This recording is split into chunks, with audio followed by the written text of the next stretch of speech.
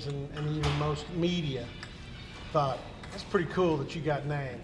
Yeah, it's a it's a great honor to be mentioned up there with all the great players in the Big 12, and I'm just excited for it and ready to keep rolling.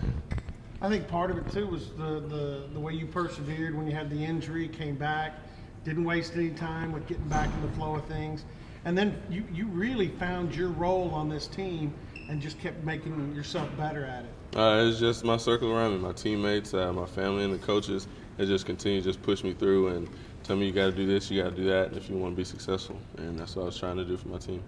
Obviously, last year at the end of the season, you were really called upon defensively. How much do you feel that was kind of a rollover to this year? I feel like if I did it last year, then nothing stopped me from doing it this year. So I just had to continue doing what I had to do.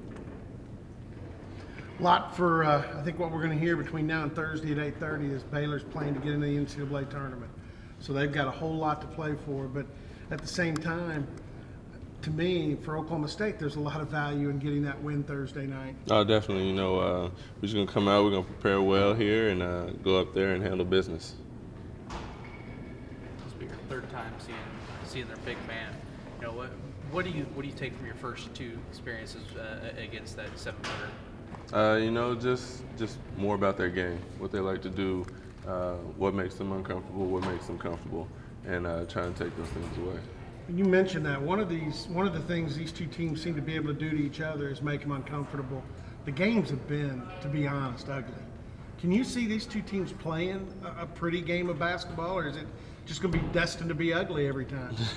No game's ever pretty. It's probably just destined to be ugly. Markel had said that, talking about your progression over the years, that guys like Matt Pilgrim, Marshall Moses kind of molded you when you were a younger player. Do you think that's true? Did you learn a lot of lessons from those guys? I definitely did. Even off the court, I'd just go back and I'd sit there and talk to them in the rooms and be like, how did this happen? Or how do you do this? Or how do you do that? And just how the feel for the game is out there on the court. And they just sit down and just talk to me and just learning from them in practice, going up against them, and that just prepared me for this. Are you able to stay in touch with those guys? Being overseas, Twitter, Skype, anything like that. You talk to them much? Are you able Definitely. I talk to Marshall Moses regularly and Matt Pilgrim often. For you, what do you feel like has been your biggest improvement since you got here? What's one aspect of your game that you're proud that you've developed? Just my presence being out there on the court, really. Being able to affect the game in different ways and being something that the other team needs to worry about.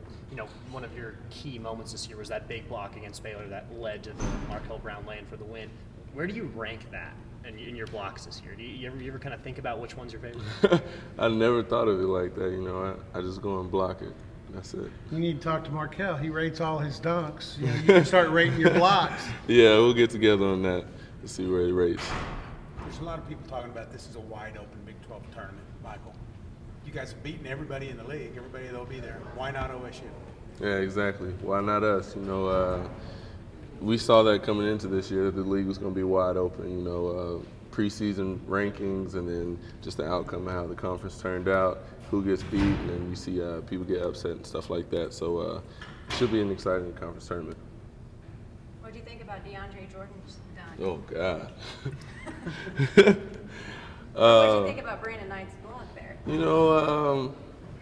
I felt like he did it just so he could say, hey, at least I tried, but it was kind of a foolish mission to go against DeAndre Jordan like that.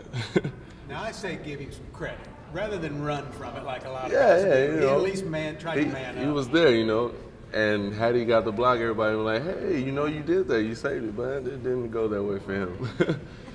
You would have had the block though, right? Yeah, I had the block. Markel talked.